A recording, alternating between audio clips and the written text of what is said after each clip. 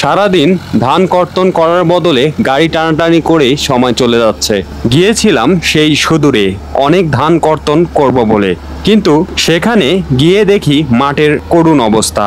মাঠের দূরত্ব বেশি হওয়ার কারণে সেখানে কাটাইকৃত ধানগুলো গন্তব্য স্থানে নিয়ে যাওয়ার জন্য ট্রলি ব্যবহার করা হয়েছিল। সেই ট্রলিগুলো জমি খারাপ হওয়ার কারণে সেখানে চলতে পারে না। জমিতে পানি না থাকার কারণে এই সমস্যায় পড়তে হচ্ছে বারবার। যার মাধ্যমে হারভেস্টার মেশিনগুলো নিয়ে গিয়েছিলাম, তিনি বলেছিল জমি থেকে ট্রলি দিয়ে কাটাইকৃত ধানগুলো গন্তব্যস্থানে পৌঁছে দেবে, ফলে আমরা বেশি ধান কাটতে পারবো। কিন্তু হয়ে গেছে তার পুরোই উল্টো। যে মেশিন আমাদেরকে সাহায্য করার জন্য এগিয়ে এসেছিল, তাকে টানতে টানতে আমাদের সারাদিন শেষ। বিভিন্ন জমির মাটির কোয়ালিটির উপর বিবেচনা করে ট্রান্সপোর্ট মেশিন আমাদের রয়েছে, কিন্তু সেগুলোকে বাদ দিয়ে ট্রলির উপর নির্ভরশীল হয়ে গিয়েছিলাম। প্রথমে পিছন দিকে টান মারি, তারপর না পারলে সামনের দিকে টান মারবো।